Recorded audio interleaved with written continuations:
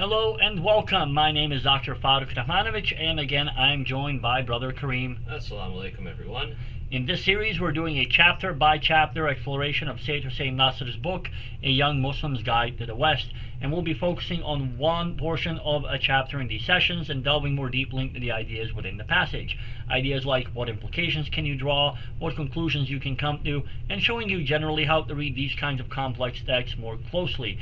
In today's sessions, we will be looking at chapter 11, Political, Social, and Economic Life of the Modern World.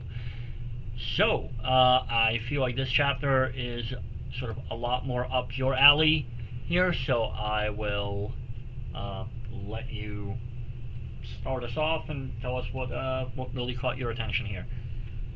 Sure, let's go towards the end. We're going to go to page 207, and we're going to take a look at the last paragraph there. It reads as follows. As far as the Islamic point of view towards this crisis is concerned, everything must be judged according to principles and norms which Allah has created for human beings, wherever they might live on this earth. There is today a danger of disarray and total disorder in modern society, even amidst all the political power and economic wealth which it possesses.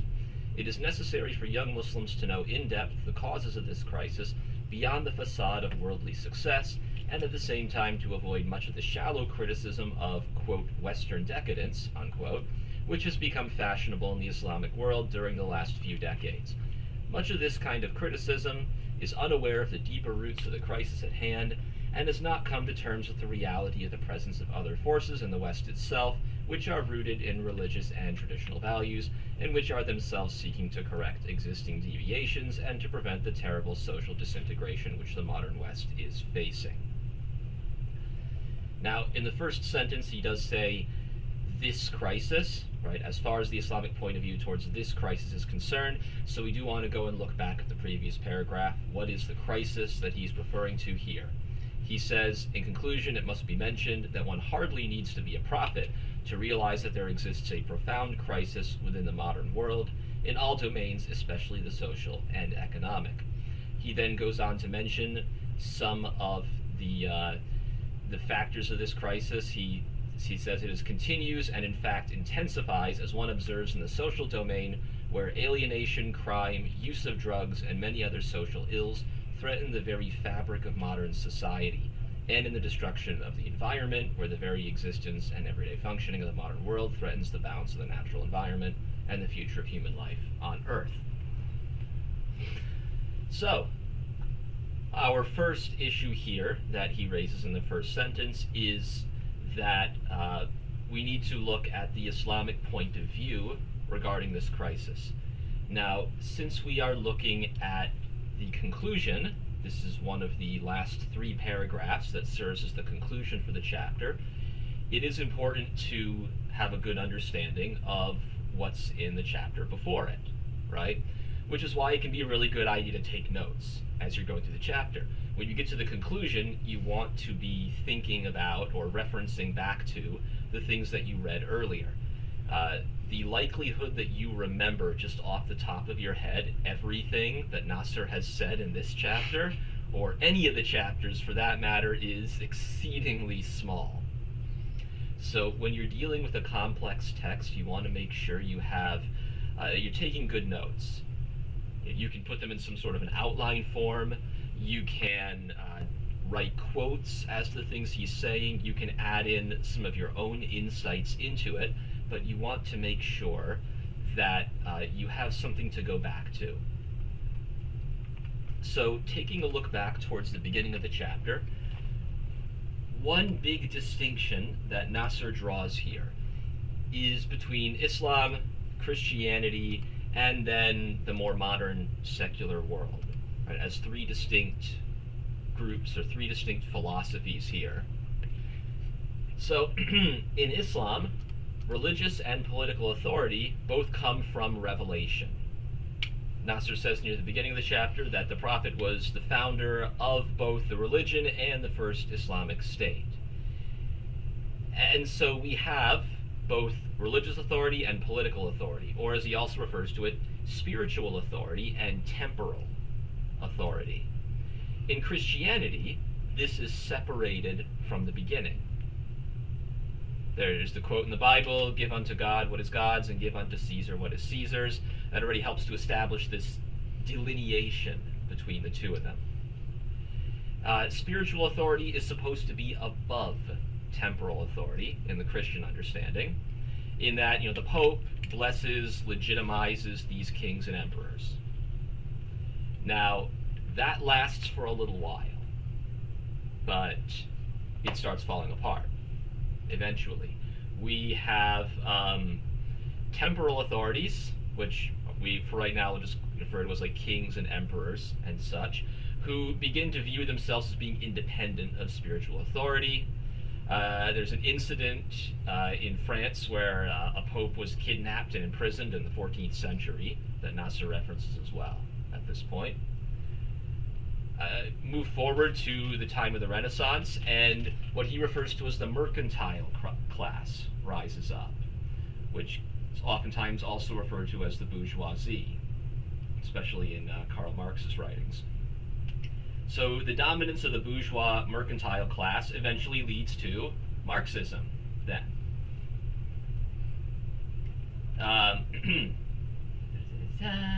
So the general arc of history that he is tracing here, at least for Christianity and for Europe, is you've got spiritual authority at the top, then by about the 14th century, you've got temporal authority that's risen up to the top in the form of kings and emperors. Then, by the time of the Renaissance, they're in decline, and the mercantile class is rising up. And then, by the time you get to roughly the late 18 to early 1900s, right? The Russian Revolution is a good example of this, which happened in 1917.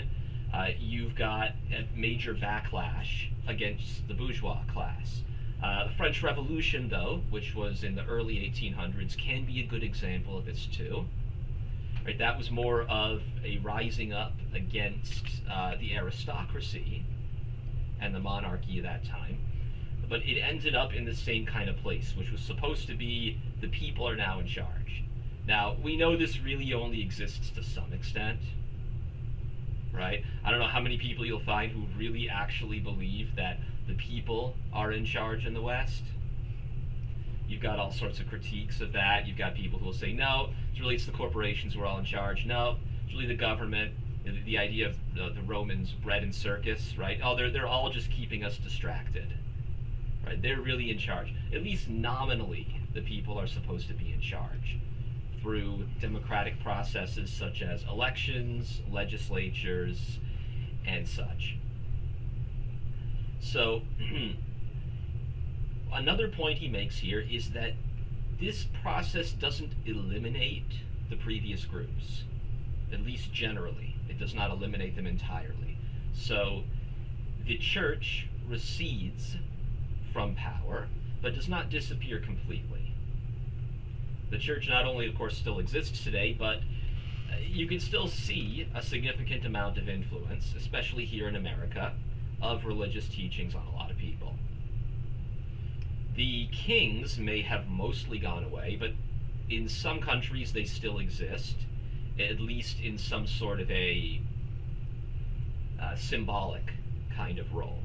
Like the Queen of England. Like the Queen of England as being, the head of state, which is different from being the head of government. The head of government is the one who actually exercises power and makes decisions and is responsible for passing laws, specifically in the case of England, where they have, basically one-party rule most of the time, if someone gets a majority. The Prime Minister comes from the party that dominates Parliament, and so therefore they can basically set the agenda entirely on their own. And the Queen functions more as a ceremonial figurehead. Similarly, the overthrow of the bourgeoisie, even in Russia, did not result in some paradise for the people. If anything, it resulted in a parallel line of development, which was a dictatorship that was supposed to be, quote, for the people.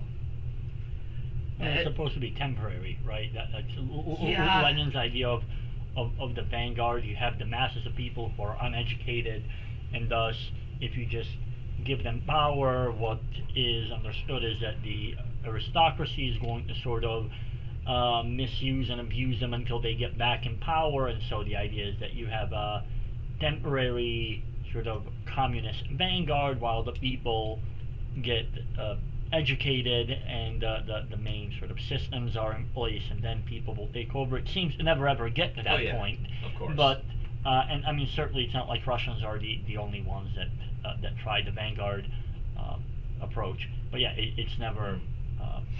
It just never seems to get around to the whole like people Sure. aspect. So really, you're just replacing one aristocracy with another. Sure. Under that line of thinking, government should eventually become completely unnecessary. Yes, that is in fact the key idea. And it never actually happens. And one of the most clear indictments of Marxist ideas, whether they're called communism or something else, is the fact that it's not that there's just one place where it was tried and it failed there, right? It wasn't just the Soviet Union. It's also Cuba, North Korea, various South American states, such as Venezuela more recently. It's just that cross-culturally and across time and in different parts of the world, it has consistently not worked, right? They never can reach that point where, well, that's it, we don't need the government anymore, the people can be in charge. Instead, it ends up functioning more like a dictatorship. Although to be fair, one of the arguments that you could bring up in opposition to that is something like it has never actually been allowed in a lot of these other places to actually develop, right? So Cuba, for example, has been under sanctions for how long now?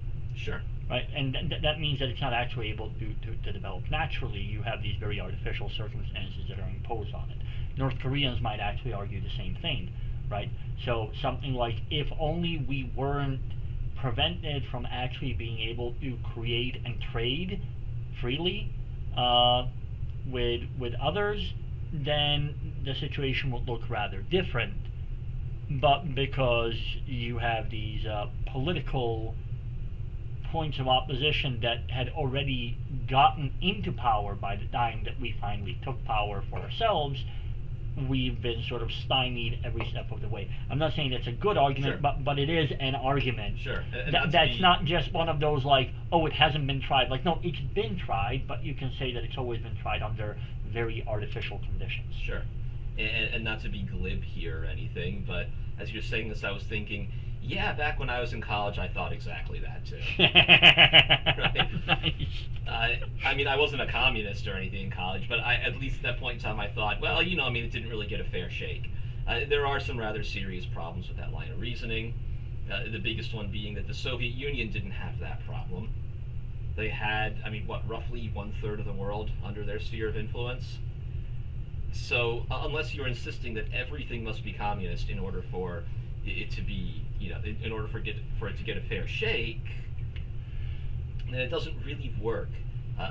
The closest thing we can get to like an A-B kind of experiment, right? Because like in an experiment, you should have one group that, let's say, nothing changes to them, the control, and then one that has the change happen. So if we were to try that, and obviously it would be unethical to actually try to impose on a particular society a certain economic system, and then say, okay, you have to be, or half of you have to be like this, the other half of you get to keep doing what you would be doing otherwise, and then let's see after a generation or two what happens.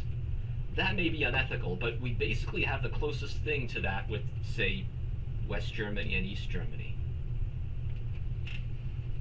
And one group of people, so shared culture, shared geography, because they're right next to each other, two different political and economic systems. And what was the outcome over the course of about 45 years, from about 1945 to 1990? By the time they reunified, East Germany was so poor and so poorly and underdeveloped that West Germany had to, because they want to integrate and create one unified functioning country again, they were sending massive amounts of aid to the Eastern German side, and still, over the course of decades, it was this really long and arduous process to get to even some semblance of equality. I still don't think it really exists today. The eastern parts of Germany are still underdeveloped. The people who live there still have what I'll just call inferior life outcomes. Lower health, lower life expectancy, higher rates of poverty, and so on. And so it's the closest thing we can get to an A-B experiment. You can try North and South Korea as well. And if you look at satellite images, like taken at night of the two of them, it's just amazing to see the difference in development. Right? You can see clear boundaries where the border is between South and North Korea. Because below that, into South Korea, it's just light everywhere. And above it, it's just darkness. You can even see the border with China, basically, because along the border there's a substantial amount of light, and then you get into China and it's more developed there. Right? And even with North and South Korea, you could say, well, South Korea had, the West supporting it. Well, North Korea did still have China supporting it, and the Soviet Union for a while too. You may say, well, that's lesser, it's not as good, right? Although it is interesting to note that South Korea didn't overnight become a huge success.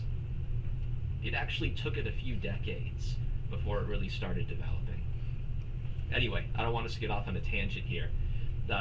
Nasr does discuss this idea, I believe it's more towards the middle of the chapter, about how there's a parallel process of dictatorship that's run kind of alongside this same process of democratization. And the key aspect of dictatorship is that rule goes to one person, or more realistically, to a small elite. To use the example of North Korea here, we tend to look at that as being one-person rule. Not really. There's actually a small elite that really runs the country, and as long as they're happy, right? This small elite is the people who basically populate the top military and economic institutions in the country. It's basically a select group of families. As long as these people are happy, Kim Jong-un will continue to be the leader. If they become unhappy, something will happen to him, and he will no longer be the leader. But even in what we think of as dictatorships, the dictator still has to keep some people happy, or else he's not going to be in charge any longer. Moving on, the idea of democracy.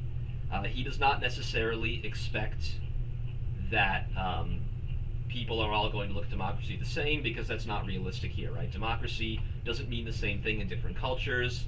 It doesn't require all the same institutions, such as elections, parliament, separation of powers. The Islamic world has often included participation of people in government.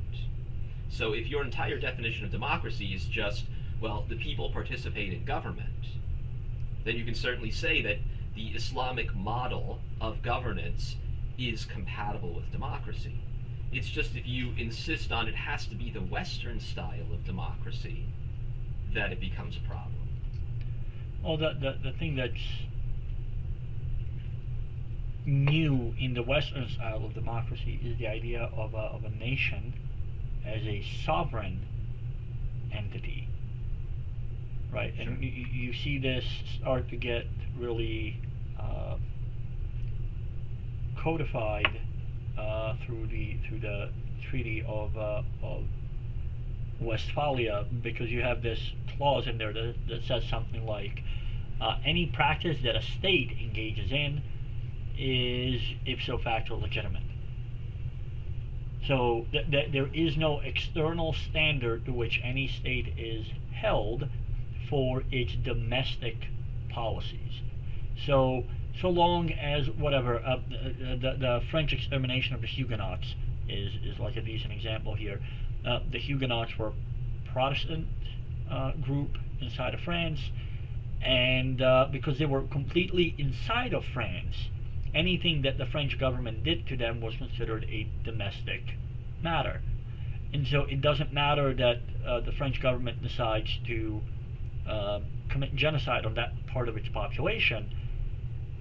That is considered legitimate, because as a sovereign state, so long as they're doing anything inside of their own borders, that's fine.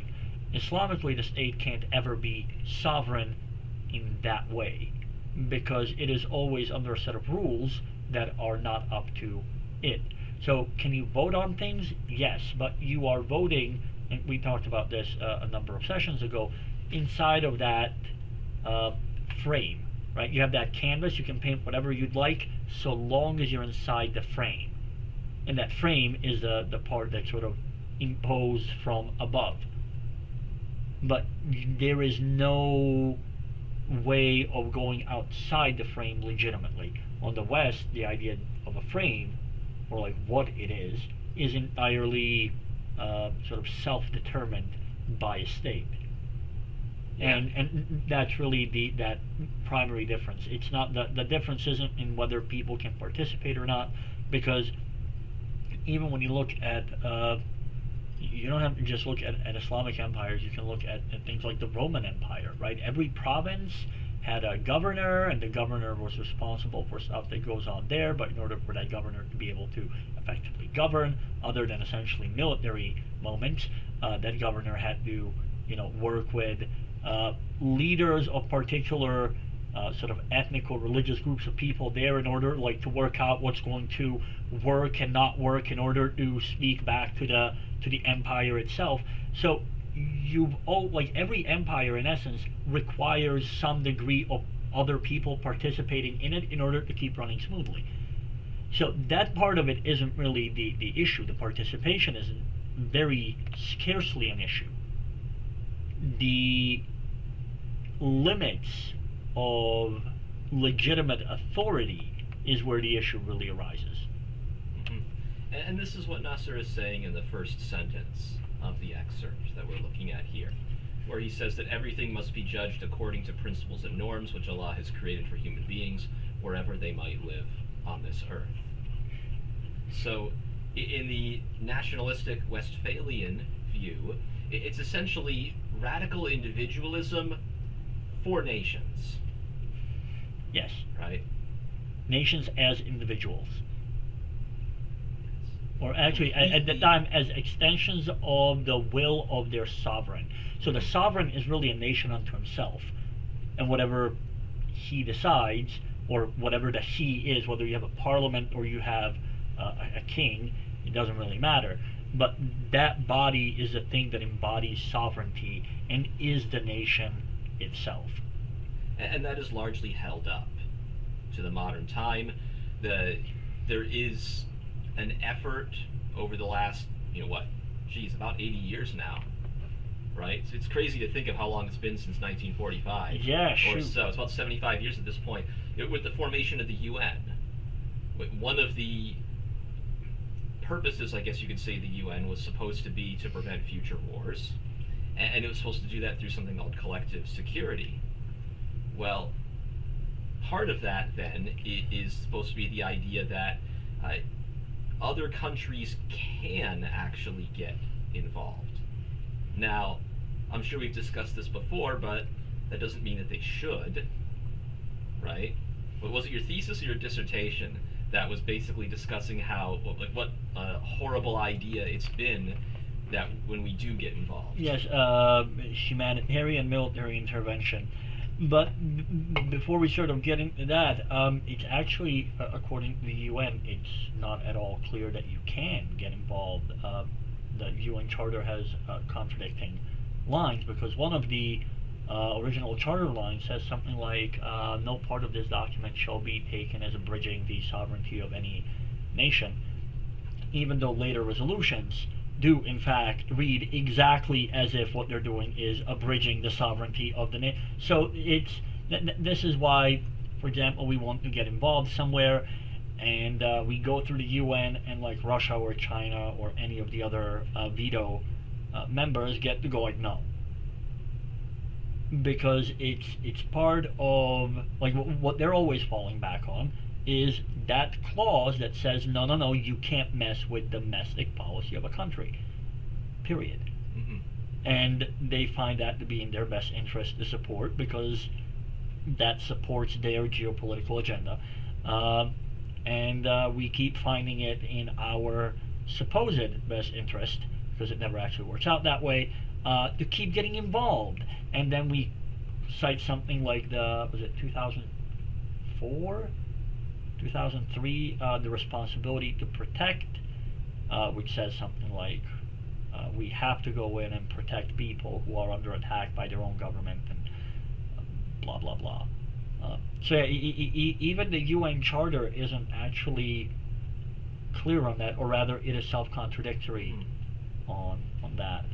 Now, practically, what's happened in recent history, though, is the countries that have the power to do so have violated the sovereignty of the countries that don't have the power to stop them. So, since 1900, there's been well over 100 documented military interventions by the United States in Latin America. Yeah. So yeah, one of the conclusions you can get from that is that we've got this principle, but in practice, the world doesn't actually abide by it. At least the countries that can get away with it don't. Well, right, and that's sort of the problem with the UN. So the same way that a state is supposed to have the monopoly on the use of force inside of its borders, the UN is supposed to have the monopoly on legitimate use of force globally. So one of the starting tenets of the UN Charter is that wars of aggression are illegal. Yeah.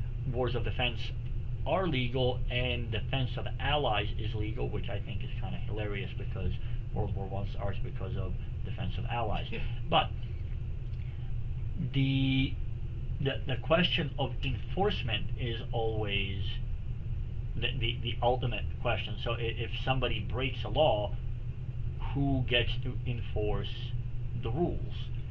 And if, I don't know, if like Zimbabwe breaks a law, then of like the 200 some odd countries currently in the UN, like a quarter of them can go ahead and enforce the law, right? They're strong enough to do that. But if the US breaks a law, or if Russia breaks a law, if one of the veto member countries breaks the law, first off, it's impossible to find them guilty of breaking the law, because as soon as you bring up the resolution that will find them guilty of breaking the law, they just get to veto the resolution. And two, all the Permanent Security Council members, that's the veto powers, are all nuclear powers. So who wants to go to war with a nuclear power? And the answer is no one.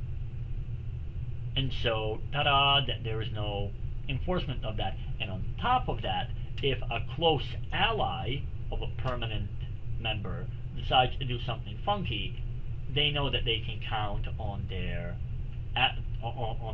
essentially vote holder of the Security Council to keep them protected. That, for example, is one of the reasons why it's so damn near impossible to like pass a resolution against Israel for any particular act, because the US, never mind France and the UK, are sort of there as a veto vote on those sorts of things on their behalf.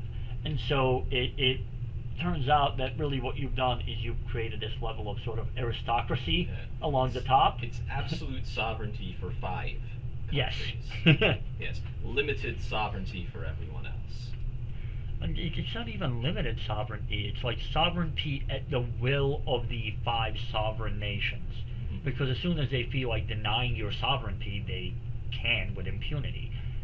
And at that point, it's this isn't sort of to knock the UN. I mean, I guess it is a bit, but it's not like, oh, and that's why the UN is a failed experiment and we shouldn't bother with it. But it is to point out that it doesn't quite work the way that we had hoped. And maybe this actually ties into, was it a week or 2 ago? We were talking about the development of the U.S. system of government and the idea that, I think you brought it up, that this system works so long as you have reasonably moral people, right? Sure. So the UN system would work so long as you have reasonably moral people, because what would happen is, like, if I have a conflict of interest and then a vote comes up on it, the moral thing to do would be to abstain. And even if I have veto power, I wouldn't use it, because the question is, the others are judging my behavior. So I have to step back and let them do their job. But that requires me to have a moral position that will potentially undermine my material position. And that's just not really the case anymore. So, yeah, kind of a funny problem, except not like funny haha, but like funny boohoo. Sure. Well, there's an interesting parallel to this, to the Islamic position.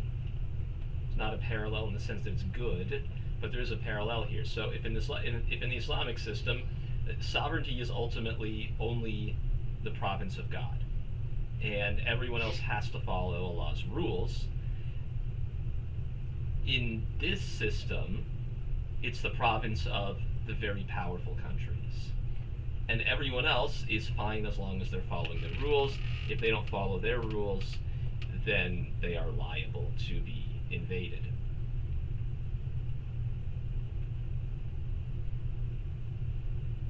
Let's move on. Let's take a look at the next sentence here. Well, actually, right before you do, I'd just like to point out that first sentence, as far as the Islamic point of view sentence is concerned, this goes right back to chapter 1. Yes. Right, with the idea of all human activity from an Islamic point of view falls under the purview of the rules of Islam. Right? That there is no, like, oh, but this is a secular activity. Like, no, there is no secular activity. It's all regulated in some particular way. Okay, take it away. So in the next sentence, Nasr says, "There is today a danger of disarray and total disorder in modern society, even amidst all the political power and economic wealth which it possesses." I think it's pretty straightforward, but just to break down a few parts of it here, he is saying that, you know, the modern society, which the West essentially, does have a massive amount of political power. It does have a massive amount of economic wealth. You would think that with all of that, things would be really good there. They would be really stable. I think actually for chapter 10's questions, one of our students in the class actually asked a question that's related to this. If science alone was the answer, why aren't we better off and happier than our predecessors? Yeah. Exactly, that's the one I was thinking of there. Right, so I can see a connection there as well, which is, why hasn't this made things better? Why aren't things good? Now, the easy and, obvious answer here would just be to say, well, they're not following Allah's law.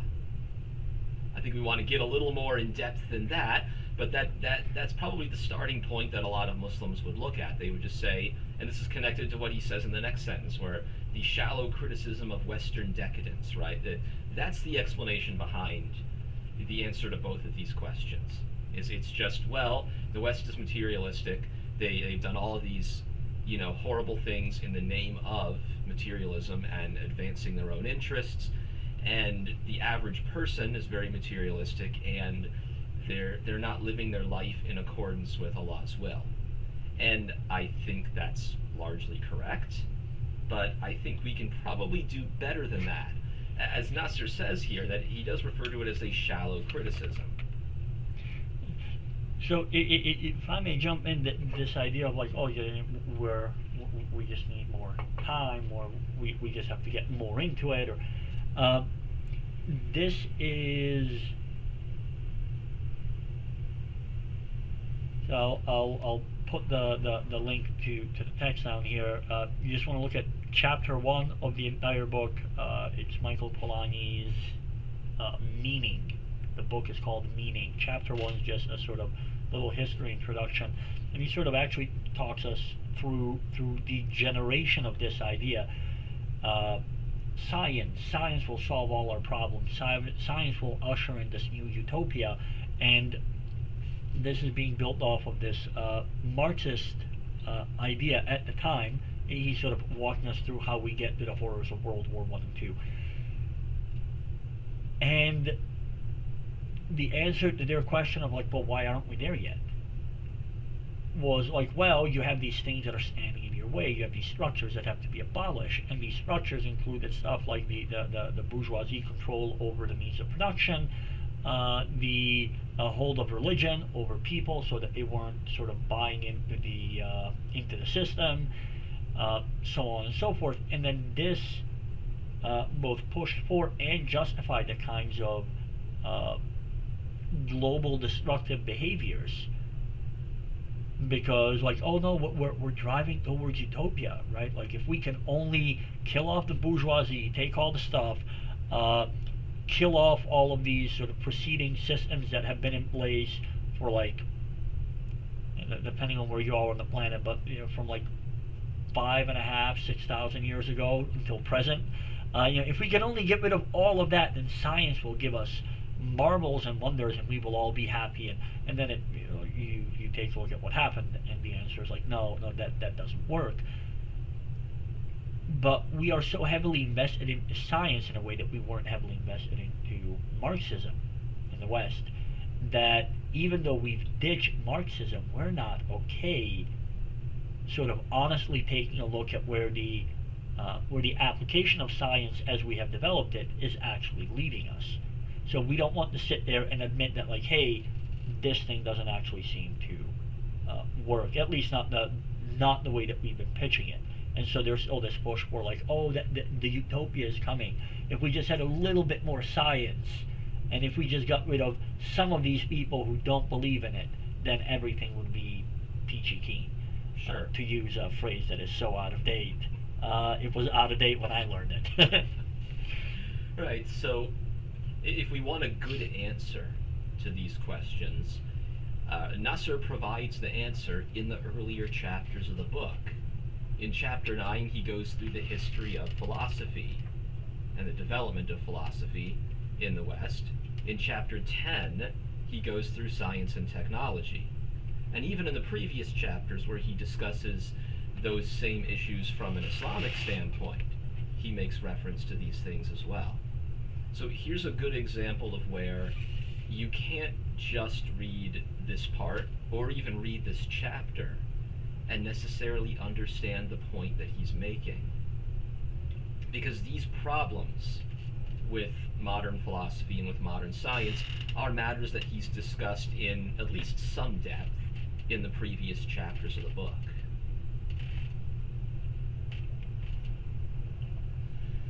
And he does follow that up in the next sentence. It's actually, if you were just reading this part, this next sentence would be a good clue that you should go back and read some of the other things. He says, much of this kind of criticism is unaware of the deeper roots of the crisis at hand and has not come to terms with the reality of the presence of other forces in the West itself.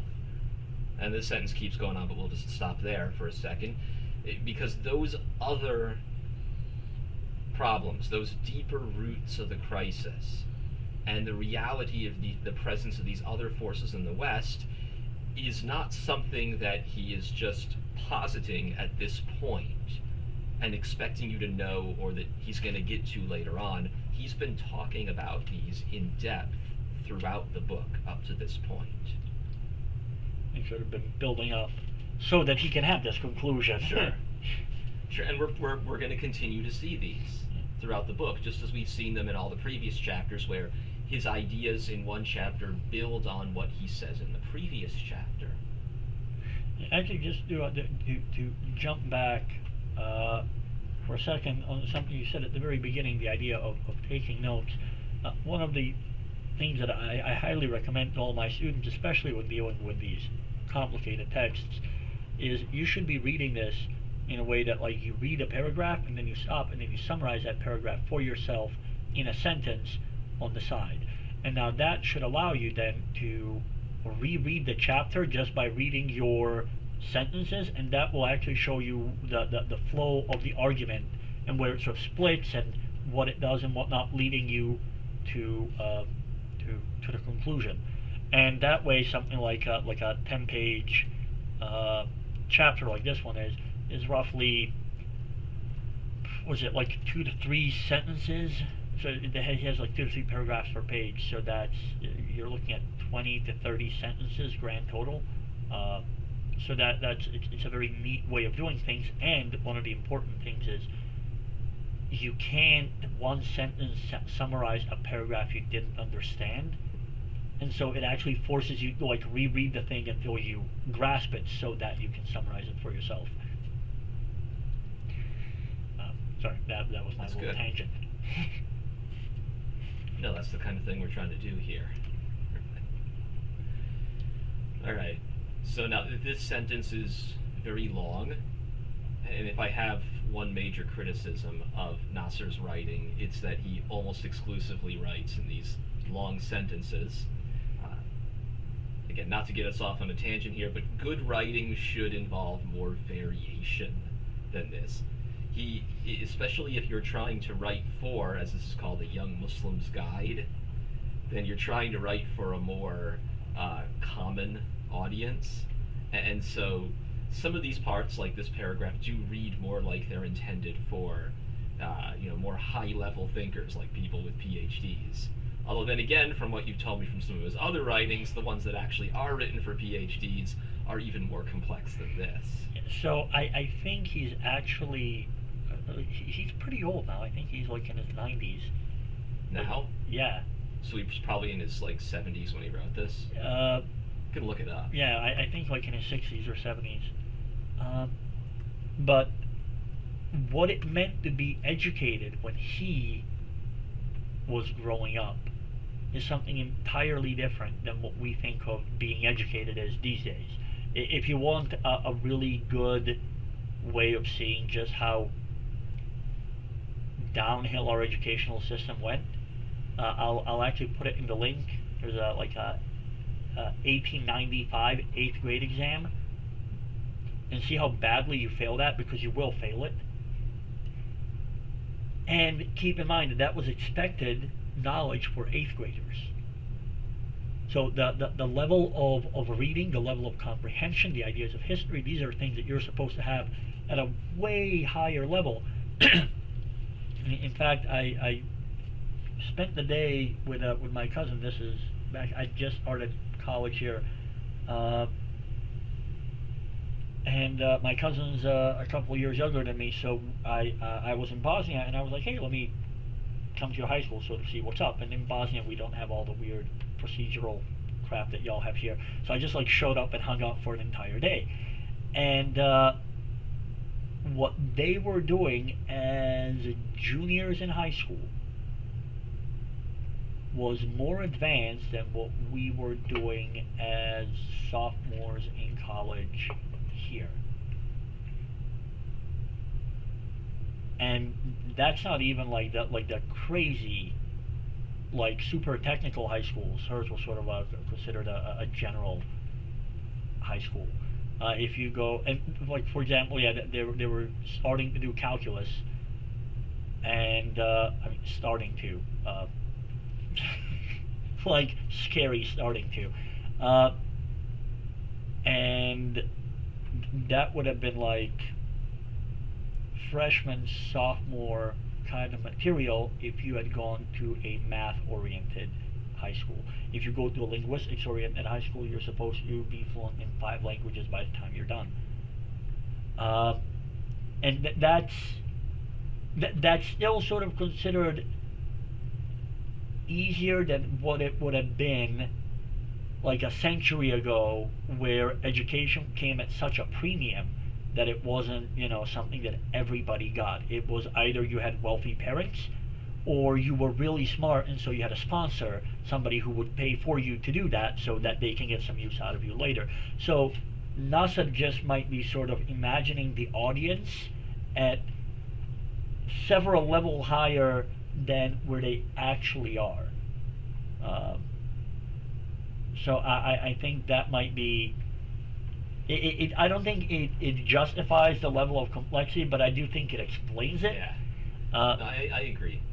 Maybe Anyway, going through it's this our and job doing here to like help you break it down. yeah, but maybe doing like an idiot's guide to might be the way of knocking this down. Like let's say a common high schooler's level uh, here for the U.S.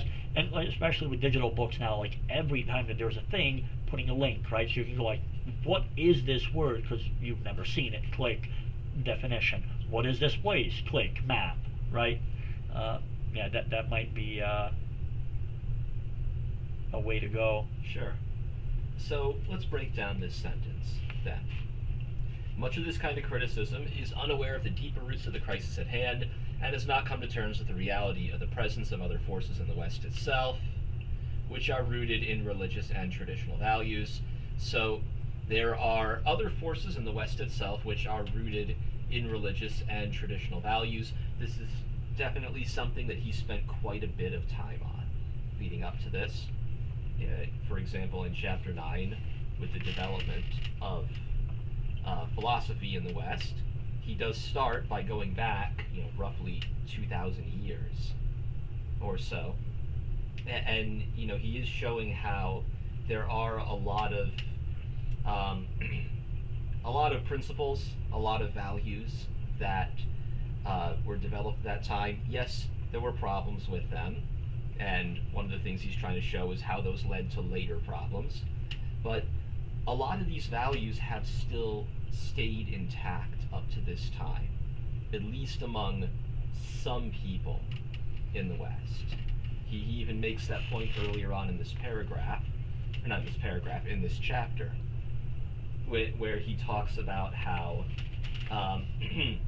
while there's been a rather major secularization in Western political and social life, and even in economic life, there are still a lot of people, especially when you get out of the urban centers, that still hold to a lot of more traditional values, such as his discussion of the nuclear family versus the extended family, and how in Islamic societies, the idea of the extended family still exists to a greater extent. And I think we can more just generally say, quote, traditional societies. The extended family has held intact to a lot greater extent, but in the West, thanks to factors like the Industrial Revolution, there was a greater breakdown of that as people move away from the countryside, move into cities for work. A rather major disruption to the world, and especially Western society, was the mechanization of agriculture. Because now, you only need a handful of people to do what you used to need hundreds of people to do. I mean, in fact, the majority of your population had to produce food because otherwise you would starve. I mean, again, and I think we mentioned this one of the earlier episodes, Rome is a great example, right? Because cities are parasites on the land. You stick a whole bunch of people together, and there's no way they can produce enough food for themselves. And in fact, Rome is so massive that even the countryside can't produce enough food for Rome, so they have to import grain in order to have grain year-round, because Italy is not really going to support grain production in winter. They have to import it from Egypt. And anytime you really wanted to mess with Rome, all you had to do was disrupt Egypt and disrupt the grain shipments, and ta-da! Now you have a large problem. So the fact that most of your people had to be dedicated to stuff like farming sort of came to be seen as a problem ultimately, right? Because these are not people that are not contributing to the developing elements of your society. They're just doing the same rather mechanical task of farming. So if you can mechanize that, you free up people, and that part of it sounds great, right? What you've done is you've freed up a lot of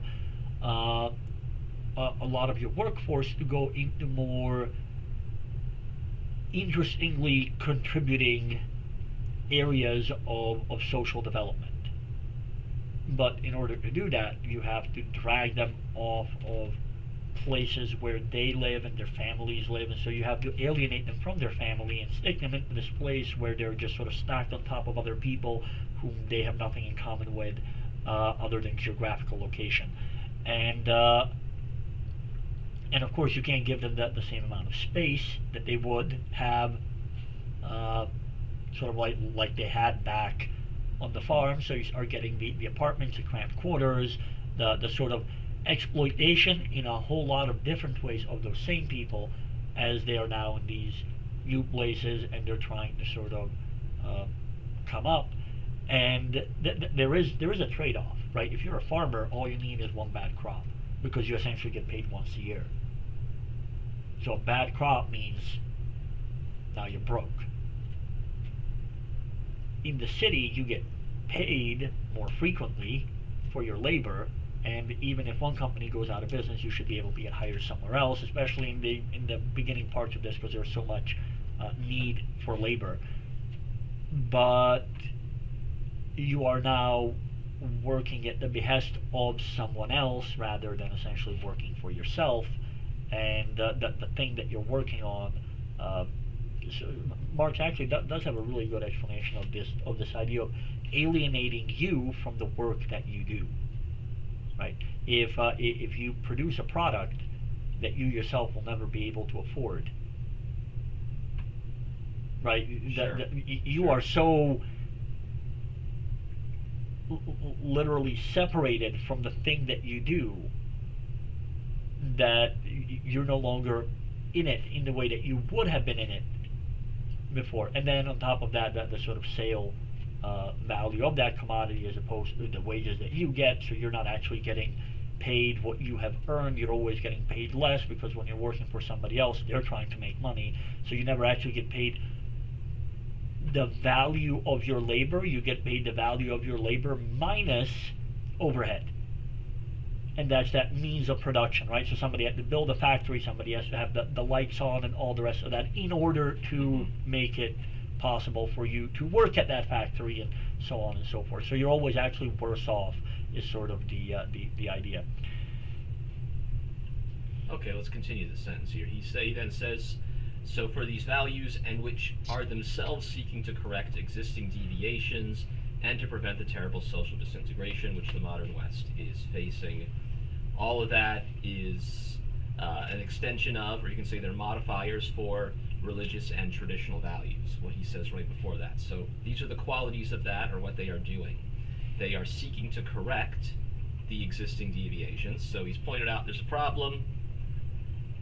He's pointed out, however, that these forces do exist in the West, and now he's saying they are seeking to correct existing deviations and to prevent social disintegration that the modern West is facing. Going back to the previous paragraph, he mentions a few of those signs of social disintegration when he talks about factors like alienation, crime, use of drugs, and other social ills. In our modern time, we could add on things like social media to that. And so the point he's trying to make here is that there are people, or there are ideas or movements that are trying to correct these problems. Now, when I look at this, my reaction is that, yeah, and it looks like they're failing. They do exist. So one of the reasons why it is a shallow criticism of Western decadence, in addition to the fact that critique is not connected well to the history of the West, is also that it's not connected to the reality of what at least some forces in society are doing. Now, if we get really political about the West or about America, you could certainly argue that the political parties that are supposed to be representing these people do a really lousy job of it. In America, that would be the Republican Party, and it seems like they're a lot more interested in corporatism, and they pay, let's just say, lip service to the religious right more than actually working towards the society that the religious right in this country imagines or aspires to. But he is trying to make the point here that there are forces at play that are trying to correct these things. Like I said before, I think they'll fail, or I think they're failing very badly. And his solution to that then is that basically something else has to come about. If we go down to the last paragraph, so the one after what we're looking at here, halfway down the paragraph he does say, what will be established after that dissolution, referring to the dissolution of the modern world, will depend on how the traditional forces within the contemporary world in the West, as well as the Islamic world, and other non-Western peoples of the globe will confront the great challenges and dangers which modernism, as well as its contemporary continuation in so-called postmodernism, have posed and continue to pose to an ever greater degree for the whole of the human species. So he's looking ahead here, and he's saying that he's expecting some kind of a dissolution of the modern world. And he's looking now at what comes after. This kind of reminds me of Asimov's Foundation trilogy here, because that is the starting premise of that series there, is that a guy who is involved in, what was the field called, psychohistory? Yes. Yeah, the combination of psychology and history, and trying to make predictions about where the world is going to go, or in this case the galaxy is going to go, because humanity is spread over the whole galaxy in this science fiction book. This guy basically sees the decline coming, and he is trying to work towards a particular solution that's going to try to limit the amount of time that there's essentially going to be anarchy in the galaxy.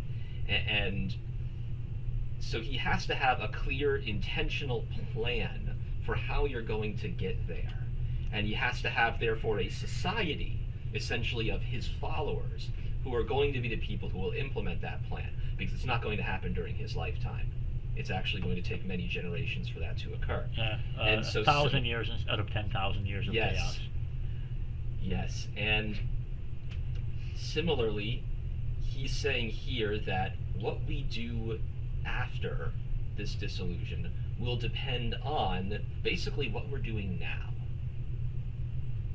What are these forces? Of course, he considers Islam to be one of the big forces that could possibly not really prevent the dissolution, but could possibly, so you could say, rise up after it as a better way to do things. So it's kind of pessimistic in the sense that he's already starting from the assumption that things are going to fail. But it's optimistic, on the other hand, that he's saying that there is a way forward. Well, so I don't know that it's all that pessimistic, right? We already know that every empire that has ever existed has collapsed. And when everyone thinks it's not going to happen to them. So one of the most influential works, I don't remember when it was written, I want to say either late 90s or early 2000s, one of the most influential works in the last 20 years in political science is Francis Fukuyama's The End of History. And he's essentially arguing that liberal secular democracy, especially the democracy part of it, is going to lead to the end of history, as he puts it, because he defines history as being, or he posits that history is defined by war, ultimately, as a series of conflicts. And so he then takes the idea that democracies don't go to war with one another, which is only partially true. Right? Up to that time, when he wrote it, that was the observation. Democracies don't go to war with each other, and then people started looking for the reason why, and of course it's kind of self-serving, so the reason why is democracy is amazing, basically. And then from there, or at least that's their starting point, and then from there they start coming up with the reasons for why that may be, that democracy is so amazing that it doesn't result in wars. But yet, everyone believes it's not going to happen to them. So, given the historical precedence, which is that 10 out of 10 empires collapse, I don't see it as pessimistic. I see it as just realism.